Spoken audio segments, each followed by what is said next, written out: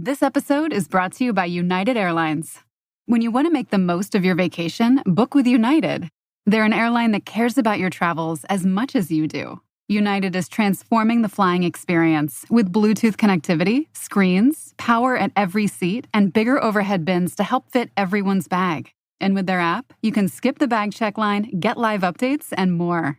Change the way you fly. Book your next trip today at united.com. I'm Debbie Travis. And I'm Tommy Smythe. And this is Trust Me, I'm a Decorator. Hello, Debbie Travis. Hello, Tommy Smythe. You know it's only a few weeks until the big day. I'm already panicking. Well, I love Christmas, but I thought one of the things apart from Christmas Day that people really, really love is the build up to Christmas and the shopping and the Christmas lights and everything.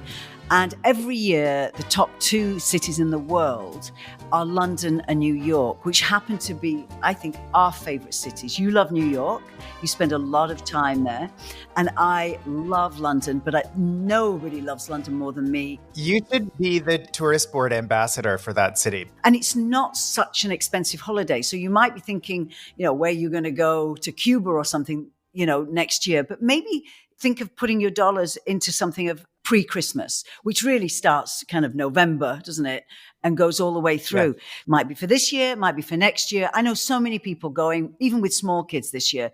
So I thought I'd share some of my favorite places that aren't necessarily on the tourist guide. And then you can share New York, because you know New York much better than me. But I want to start with a new hotel that I was lucky enough to stay in a few months ago. And this hotel I found very emotional because it's on the street that I lived for a while when I first moved to London when I was very young, last week. No. And there's actually a story in the new book, Laugh More. There's a story about our landlord and me and my girlfriend on this street. So one of the most famous streets in London is called the King's Road. And the King's Road was iconic for, the 60s, all the bands and everything used to go down there in the 60s, and fashion, Mary Quant and everything. And then, of course, late 70s, it became famous for the punk rockers. Vivienne Westwood and Malcolm McLaren. Malcolm McLaren, and, all the Mohicans and the safety pins and all that. Mm-hmm. And people would bring their families to watch the parades of the punks, which seem nothing today compared to so shocking then. So at the end of the King's Road, at one end is, which you know very well, is all the designer shops. So that's New King's Road. But the King's Road begins in Sloan Square. Off Sloan Square is Sloan Street. Sloan Street is famous for high-end stores like the Pradas and the Chanel and things like that. Well, and all the posh young people in London who used to hang out there used to be called the Sloan Rangers. And I always tell everyone that Debbie Travis was the original Sloan Ranger. Oh, no. I was never from that. So Lady Di was the ultimate Sloan Ranger. So these were people who came from aristocratic families. And actually, that reminds me, because I'm going to blush now. I'm watching Rivals, which oh my gosh, it's so good. Oh my God, it's so rude. Full frontal men. Gosh. Good. I don't find that terribly rude. So Rivals was a book that everybody read, but it was called Riders. And it was I think she's a dame now, Jilly Cooper. That's right. Wrote this many, many books, but this was a bestseller. And it was about the Sloan Rangers who spent time at their country estates. So this is what goes on in the countryside. And very rude. I think it's on Disney Plus, but it's really anyway, it'll get you all hot and bothered. Provocative. So Sloane Square is full of cafes and bars and restaurants, shops, and then all the way down the King's Road.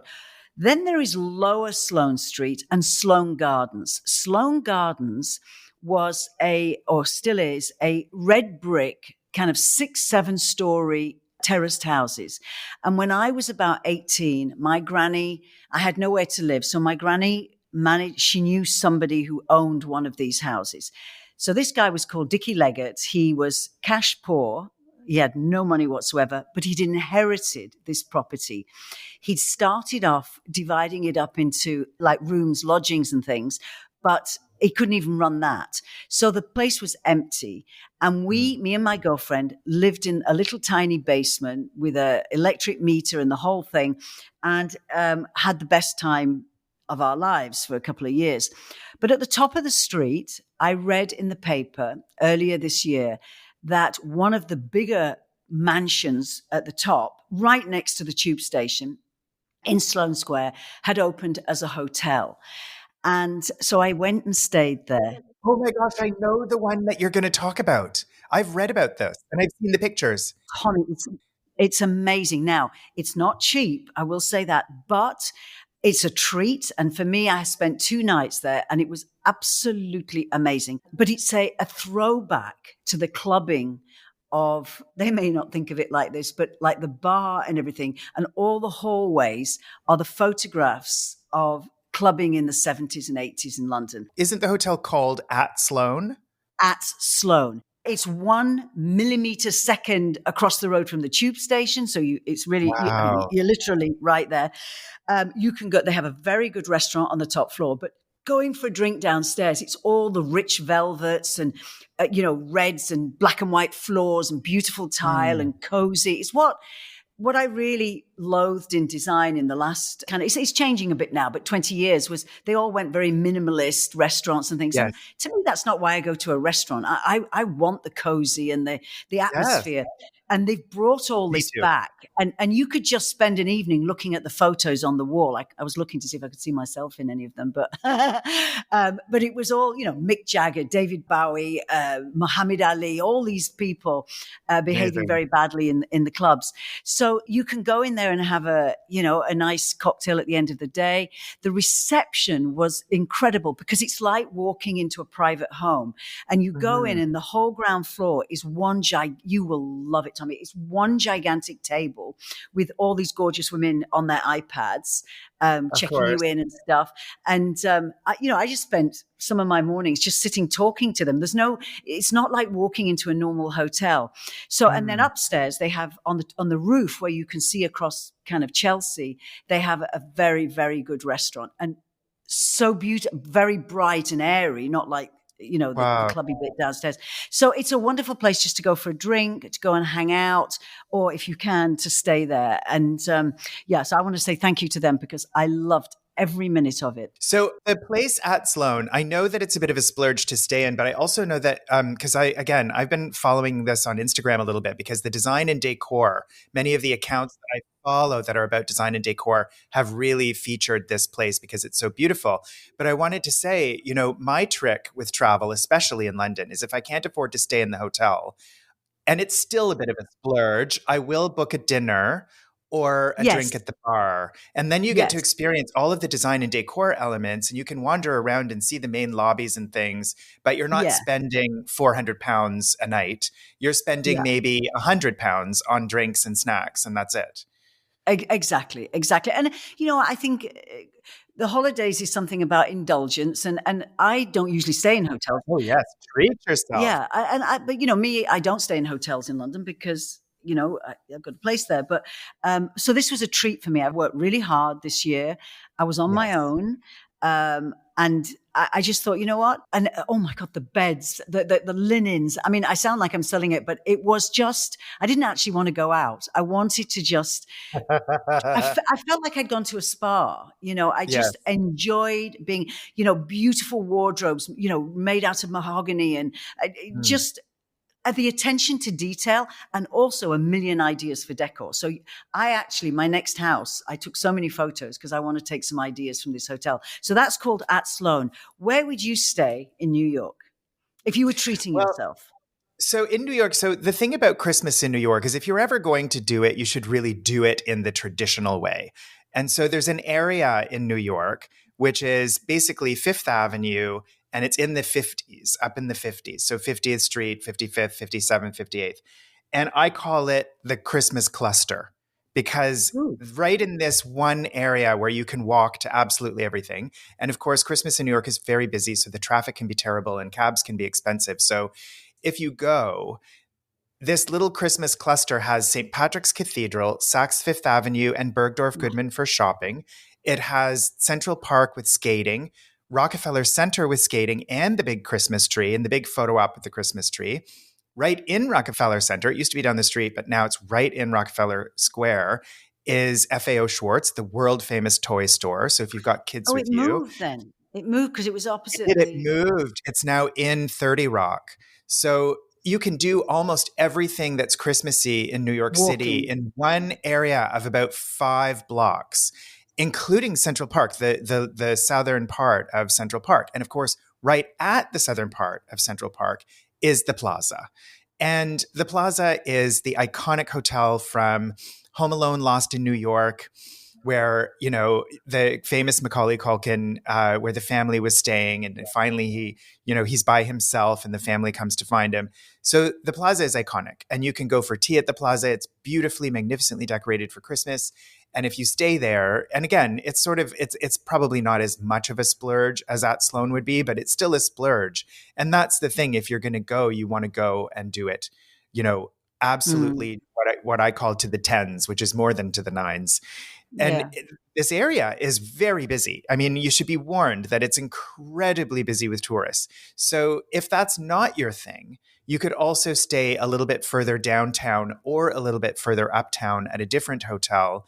When I was there at Christmas, you know, my mother, when she turned 70, my mother Anne had said, out of the blue, we sort of said to her, Mom, what do you want to do? It's a milestone birthday. Let's do something fun.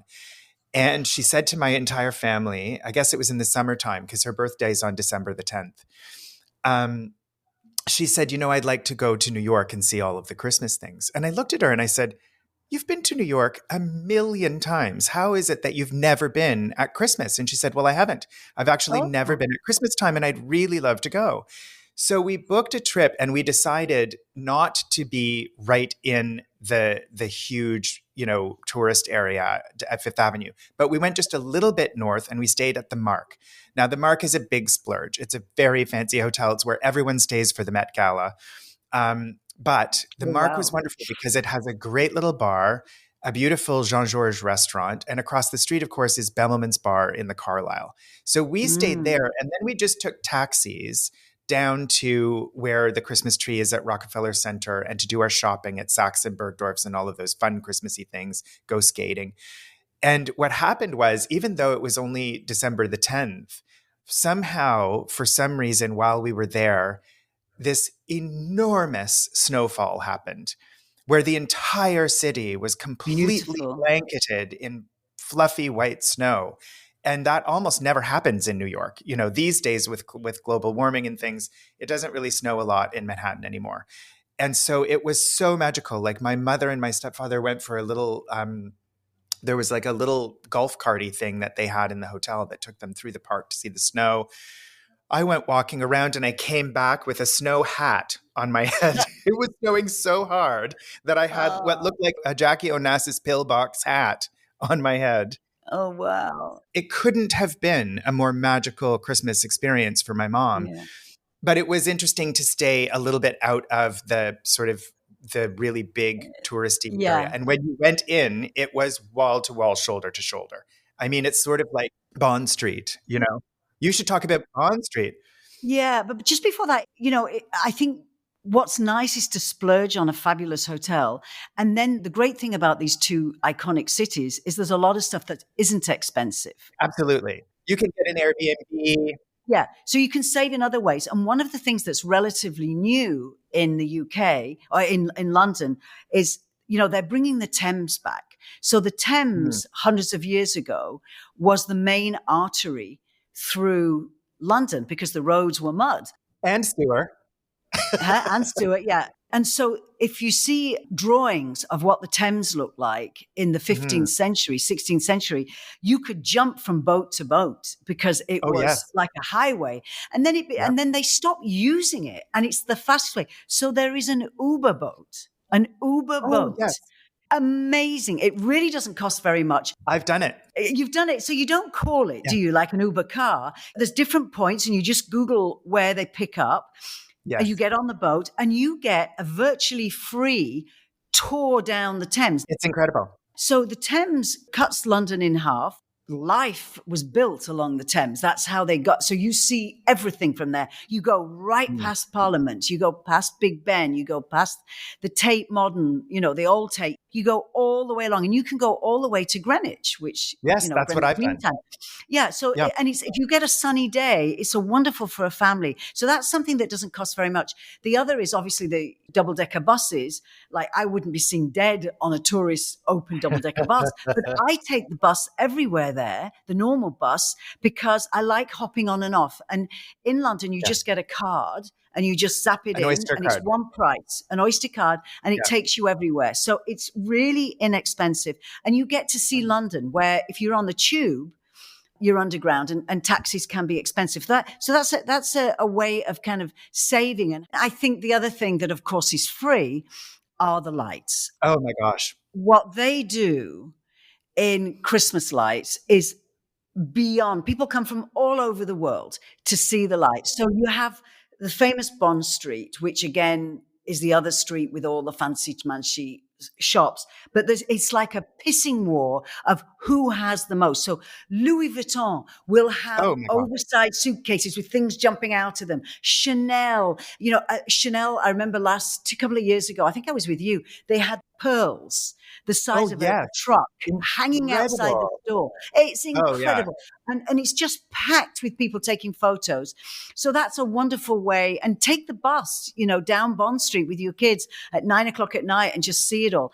And then you go to Regent Street, which has become, they started these angels a few years ago, and now they keep them up because they're so popular.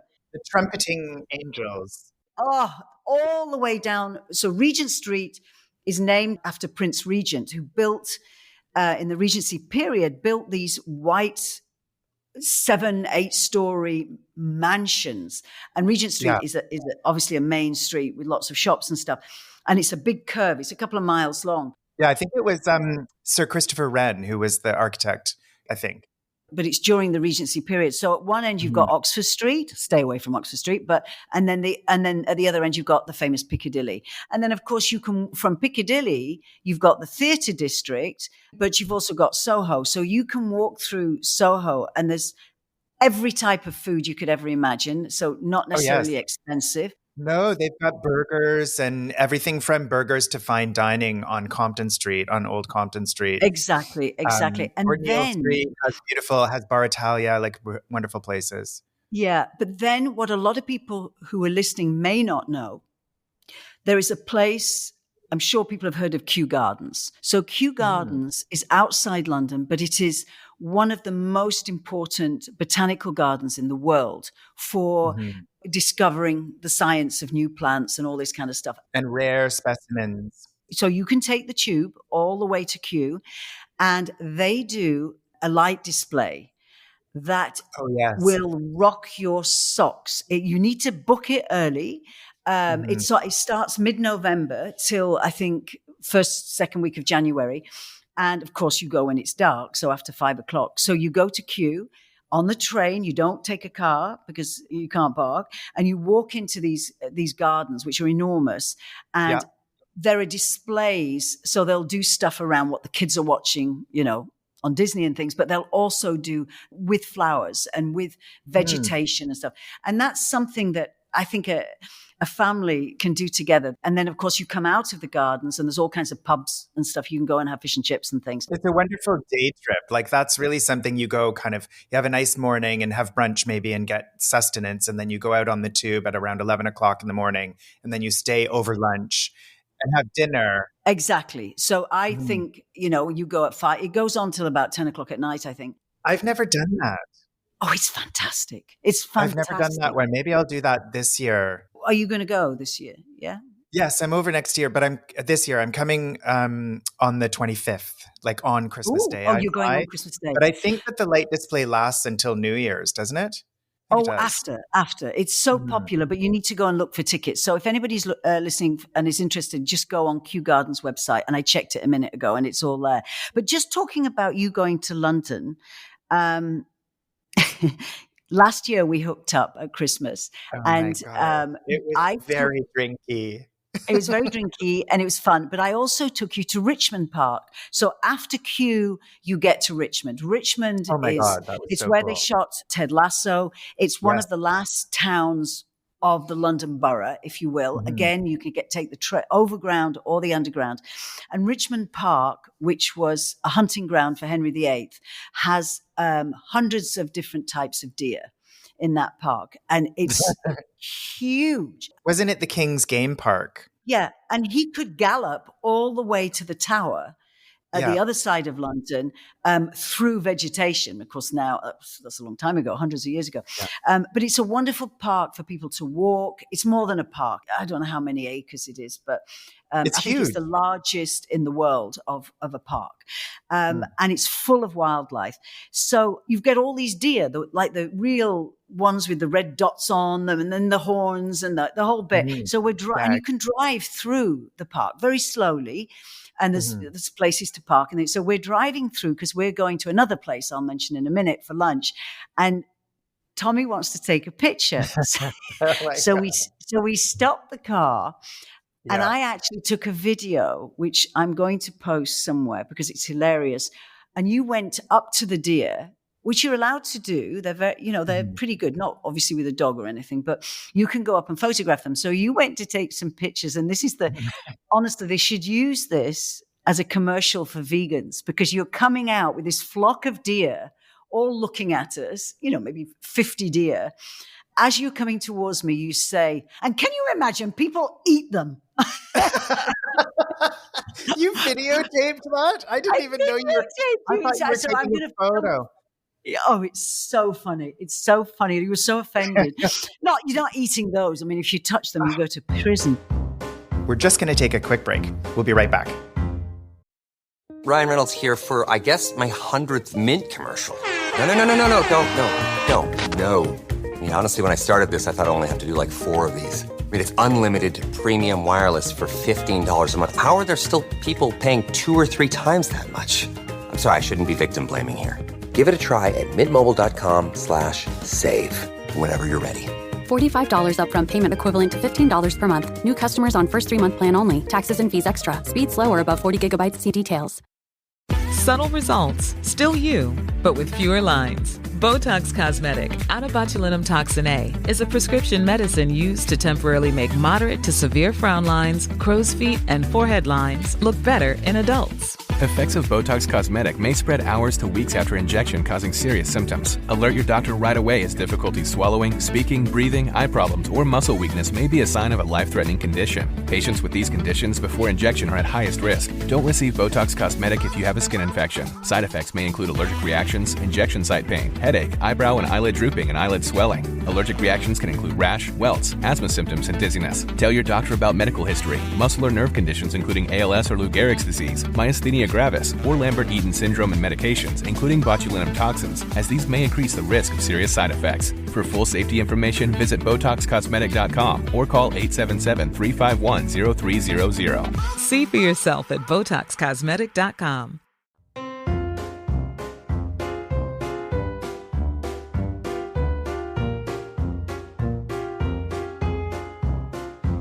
If people who are listening go back to last year on my Instagram feed, you can see that photo that I took right before I turned around and walked back to Debbie's car.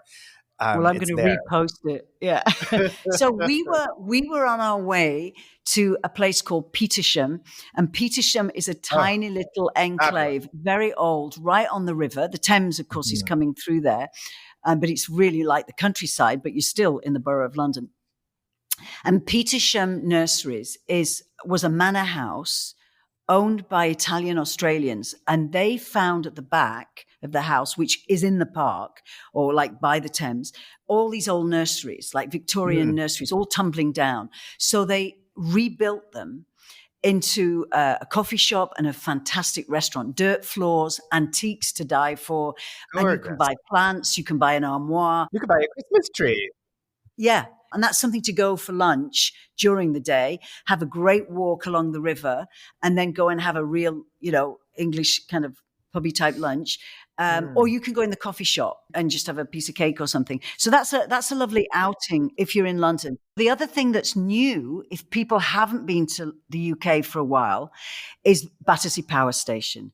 So Battersea Power Station, I have to say, they have done an incredible job. So it was the largest power station in the world, and it basically powered London. And they closed it down. And it's one of London's most iconic buildings. It was on It an is. album cover. Whose album was it? It wasn't Sex Pistols. It was... Yeah, it's like 40 city blocks. It's a square building with 4 chimneys either side. So people have been bidding on it for 20 odd years, maybe more. Even Cirque du Soleil tried to get it to what they were going to do with this building. You know, the Chinese wanted it. They wanted it. All kinds of people wanted this as an investment. So it was very strict about what they could and couldn't do. So, of course, it's, you know, apartments, condos and things like that. But also one of the chimneys is a lookout. So you can go up it and see across London. And then inside it's, I mean, I hate the word mall, but it's like, you know, there's all kinds of great shops. Like a market, a mixed market. Well, a mall has a feeling, because now they're doing new types of malls. But so this is more open. But on the outside of the building, there are every nationality of restaurant you can imagine. And they're along the Thames. So Battersea Power Station is built on the river. Right on the river. So if you stay at Sloan, you can walk over the bridge, Chelsea Bridge, and there nobody can miss Battersea Power Station. It's seen from space, I think. But on the outside, you can walk, and it's all full. It's got a skating rink. It's got all these restaurants all lit up at night. So it's a beautiful walk along the river. That they've developed all this stuff, and they have done a really, really good job. So that's something that if you haven't been to London for, 5 or 6 years, again, in that hood, one of my favorite restaurants is a French bistro called Colbert, which is right next to Sloane Square Tube. Not stupidly expensive. And it was a restaurant that next to it is the theatre, it's the Royal Court Theatre. So all the actors go in there before they go on stage. And I actually sat next to John Cleese. Wow. About 3 months ago. Yeah. So it's full of well-known faces. You feel like you're in Paris. Now, a lot of places in London are open for breakfast, lunch, dinner, tea, all that kind of stuff. And they are too. It's quite hard to get into. But on the right-hand side of it is like a French bar. And you can go and have steak frites, you can go and have vegan frites, you can go and you can sit at the bar and you don't need to book that. Oh, that's nice. Our other favorite place, which I know you love for eating, is the Woolsey. And the Woolsey, again. Oh my gosh, of course. We love it. Me and my family, we always put that into somewhere over the Christmas holidays, because the Woolsey is on Piccadilly. It's next to the Ritz-Carlton. Yes. It's the most beautiful building. It's where all the lights are, if you're going to do the lights and stuff. And it was the old Woolsey. Woolsey was a make of a British car. In the 1920s. Yes. When people bought cars as a real treat, Piccadilly was car showrooms. Can you imagine? Yes. So now car showrooms are outside a city because they're too big. But Piccadilly was famous for car showrooms. So the Woolsey, it's not like the car showrooms you see today, which are just sterile and whatever, they're selling cars.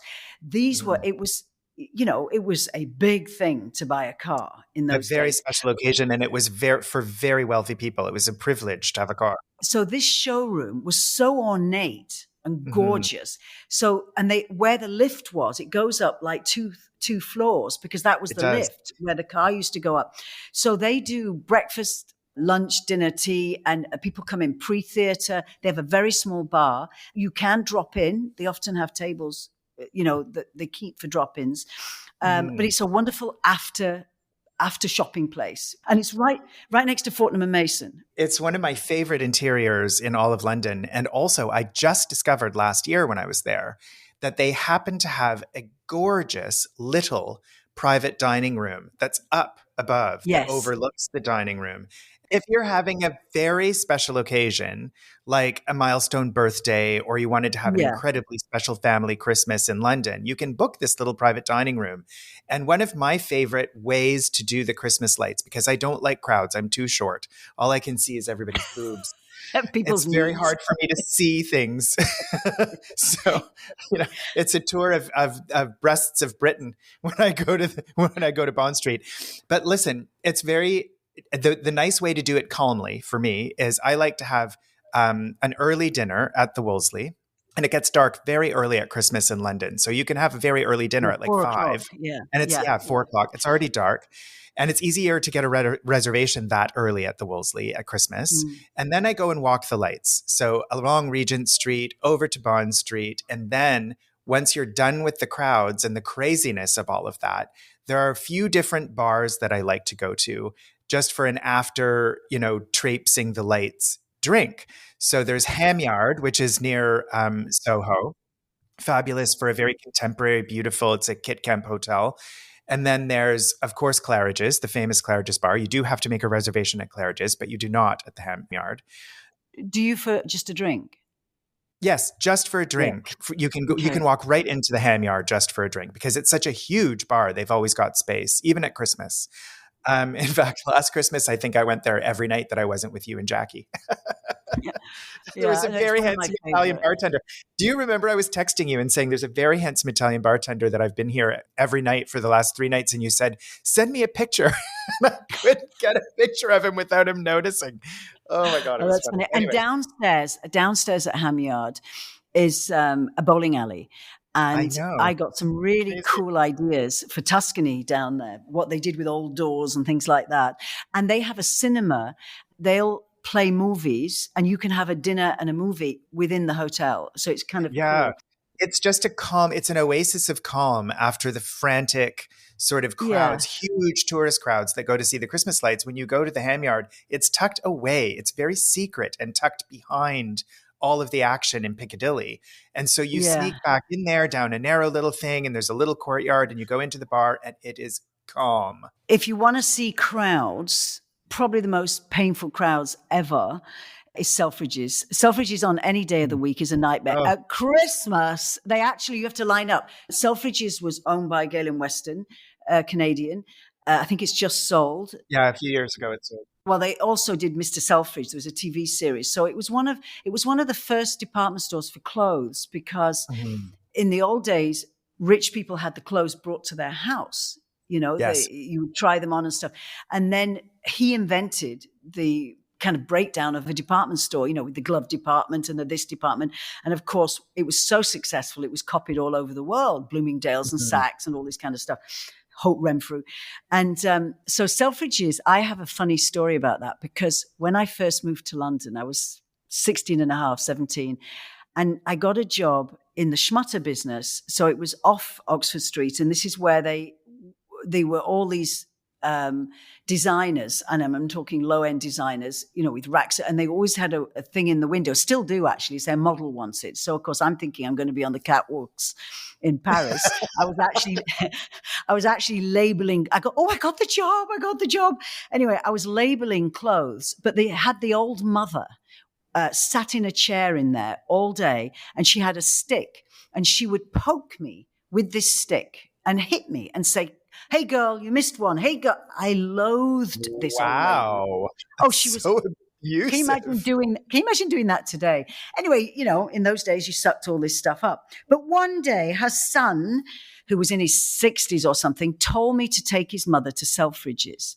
But she was, what is it when you don't like going out? Agoraphobic. Yeah. So he came out of the back with a long rope. And people are going to hate me for this. And he said, take my mother into Selfridges, but I'm going to tie this rope around her wrist and you're going to hold the other end because she really doesn't like, crowds. Well, why would I be going to Selfridges? Anyway, she shouted at me all the walk there. It wasn't very far, 2 blocks or something. We get in there. And by the time I get there, I'm in such a state. So I got her right in the middle in the crowds and I undid the rope. And I walked back. I walked back to the shop and I said, "I've lost your mother. She just disappeared into the crowd." So they had to call the police and go and get her. She was fine, but I couldn't bear her. And then I was fired. But so that was my Selfridges story. Selfridges, I'll have to go again this Christmas because Selfridges is where I like to buy my socks and knickers. And it's so funny because it seems really extravagant to go to London to buy socks and knickers, but they have a men's underwear and socks department at Selfridges that is so easy to navigate and so nice. They have the most beautiful different brands of socks and boxer shorts and things that you can't find anywhere else. And so I always make a point every year of going and buying a new cycle of socks and knickers at Selfridges. But it's a nightmare to go there during Christmas season because it's a nightmare. And Selfridges is on Oxford Street. Oxford Street is the street where all the chains are. Yeah. And Londoners completely avoid it when it's high tourist season. People from outside London come in, and to me, it's mall shopping, but it's all day. It's a street that's blocked off, except for taxis and buses. There are so many things to do. But another one is entertainment. So of course, you can look up and look at what's on at the theatre. Yes. When I'm in London with the family, it's so expensive though. We always go and see, something. But one of the things that people might not know about, which I think has been absolutely amazing, is the Albert Hall, which was built by Prince Albert for Queen Victoria. Is one of the most beautiful buildings, a circular building, it's incredibly beautiful, just off Hyde Park. Anyway, many years ago, do you remember the movie The Artist? Yes, of course. It was a silent film. So what they did was this was the first time they did it. They showed The Artist, because the Albert Hall is a music hall. It's for concerts. That's right. It's a concert hall. Yes. It's a concert hall. But what they did was they played the film and then they put in front of the film the London Philharmonic and they played to the movie. Anyway, it was a phenomenal success. So a few months ago, I saw in the paper, they did Mission Impossible and they started playing and then they stopped. And the whole Albert Hall went completely silent. And a man got up in the audience, walked to the stage, came on the stage, and with a lump in his throat, he was so moved, said, "I have been waiting for this all my life." And it was Tom Cruise. Oh my God, that's so bizarre. From Mission Impossible. So he had helped them orchestrate it. So I don't know what they did with the dialogue with it, or maybe they just showed all the action scenes, but they played with the orchestra. So this Christmas, they're doing Home Alone. So they're going to have all the music. Wow. So, of course, it's huge for families again. It's something to look for if you're going to go next year. They'll do something each year that's different. Yeah, each year. So this has become very, very popular, showing scenes silently from a movie with the London Philharmonic playing. That's amazing. Isn't that fabulous? So I know this year it's Home Alone and Mission Impossible was a sellout hit. And then, of course, they do the Proms, which is all the kind of, English music, marching into battle and all that. And people, it's a sing-along. And of course. It's fabulous. Absolutely. So that's, I think, everybody knows about the theatre, and there's many ways to find out what's on in musicals and things. But I think that's something it's not in the West. It's not in Shaftesbury Avenue where all the theatre is, which is the equivalent of Broadway. It's kind of past Harrods kind of thing. Taking you back to New York, speaking of iconic shows, the trip that we went on for my mom's 70th, the other thing that she really wanted to do that everybody was kind of, do we really have to do that? Like, I don't want to do that, was the Rockettes show at Radio City Music Hall. So all of the family opted out of going to the Rockette show, but my mother said, "Damn it, I'm going to this show and somebody's going to come with me." So Jim, my stepfather, and I went to see the show with my mom. And it was so interesting because I kind of thought, I feel like we've seen this before. It's just a bunch of women kicking their feet high in the air. Like, how interesting can it be? I will tell you, you can mark my words, it was magnificent. It was so beautifully done. It was so incredible and so magical and so ultra Christmassy and fabulous that we went back to the hotel and told everybody else, well, you've missed the performance of a lifetime. I mean, add to that, of course, for me, the interiors of the iconic Radio City Music Hall, one of the Oh, most amazing. important Art Deco interiors in all of the world. It certainly did not disappoint. I mean, you walk in, you see these huge murals and these magnificent staircases, and then you go into the theater itself, which is massive. I think it holds like 3,000 people or something, Wow. probably more, probably 6,000. And it has these beautiful arches and everything that you see. And then the stage show is so epic. There's at one point, I think there's like 300 people on stage. It's crazy. And so that to me was one of those things that, you know, hundreds and hundreds of trips to New York, I'd kind of thought it's too touristy for me, or I'm a little bit above this, or it's not something that I would be interested in. Couldn't be further from the truth. It was a fabulous evening, really beautiful. And again, it's right in that area that I call the Christmas cluster. If you're staying at the Plaza and you go right around the corner, you can walk in and walk home. And I think that's the key when you're in very, very busy places, is it's the getting in and the getting out that's difficult. If you can do it all on foot, especially do after that. the theatre, when everybody's waiting for the same cab. My goodness, it's crazy. I think in New York, public transport's not quite as, you know, it's a bit dodgy. Whereas in London, you know, I love incredible. public transport. And unbelievable. It's all I do. Yeah. And then, of course, in London, there's the Christmas fair. So in Hyde Park. So a few years ago, I filmed in there for Marilyn Dennis's show. Oh, that's right. I remember that. We filmed in there, and it was just before COVID. And then, so I went with Marilyn's producer, and then they wanted to film, you know, like New York has the Christmas tree.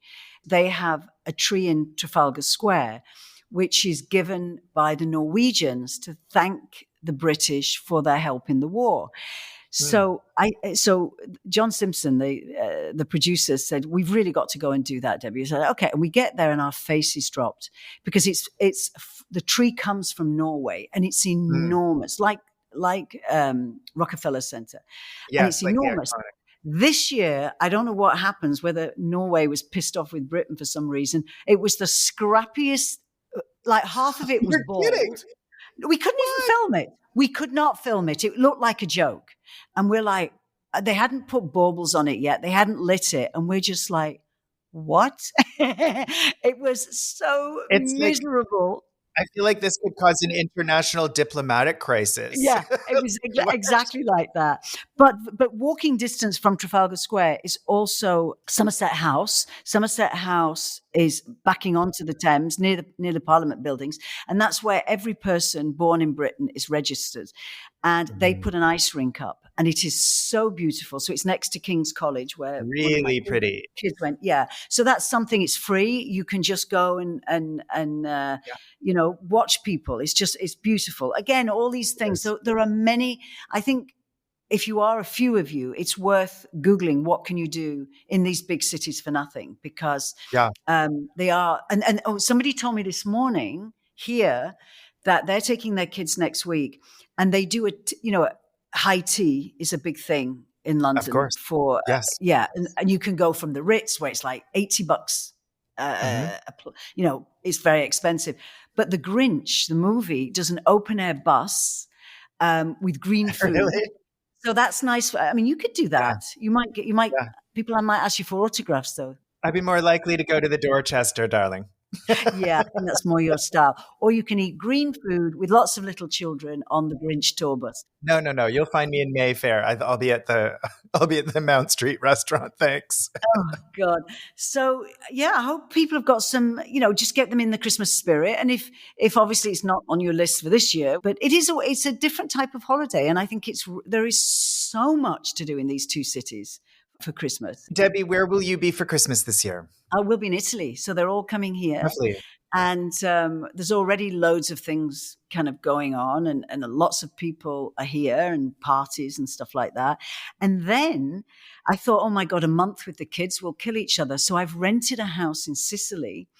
Oh, lovely. In January. So I don't know what the weather's going to be like. It's not going to be that warm. It won't be? I thought Sicily was fairly far south. So we've rented a house in Noto, which is a Baroque town, absolutely stunning, that's virtually nearly touching North Africa.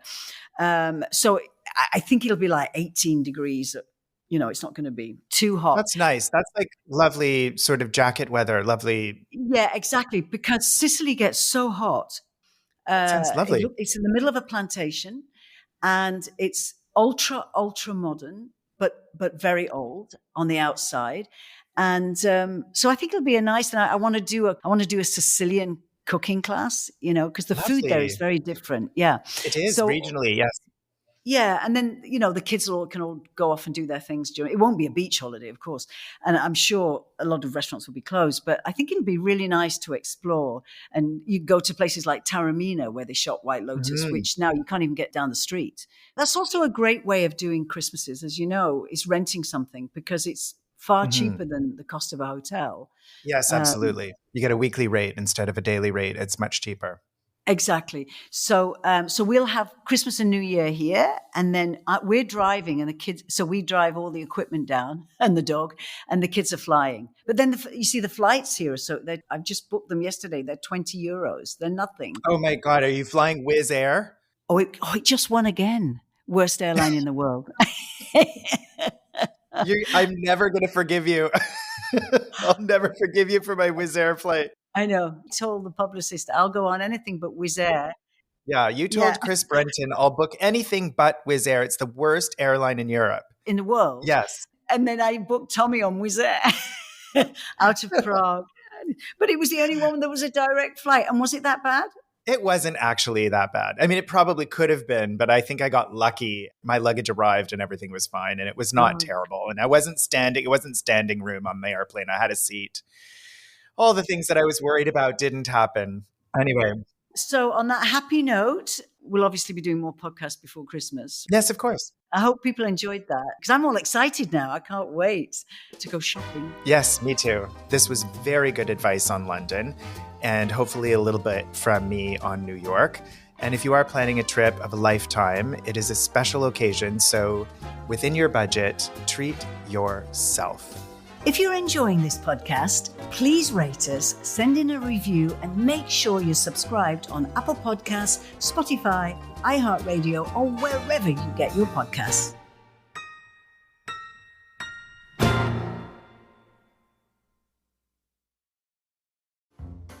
I'm Debbie Travis, and I'm excited to announce that I have a new book. It's called Laugh More: Stories from an Unexpected Life. I mean, aren't we all in desperate need of a good laugh? Laugh More is about a wild and crazy year in Tuscany where I live at Villa Regnella, where I run an olive oil farm and hold retreats for women, and classic car rallies. I'll tell you, life is never boring here. So I began to write down the day-to-day commotions. And when you tell a story, it triggers memories. So I delve into my past, growing up headstrong in the north of England in a large family with a young and beautiful widowed mother, and mad tales of me traveling the world as a model and starting the first decorating show in North America. And since memories are often ignited by great food, I've added some of my favorite Tuscan recipes. Laugh More is available for pre-order now and from the 22nd of October at all your favorite bookstores. Online at debbietravis.com, and there's an audio book read, of course, by me. So curl up with a cuppa or a glass of wine and let's have a good laugh. This podcast is distributed by the Women in Media Podcast Network. Find out more at womeninmedia.network.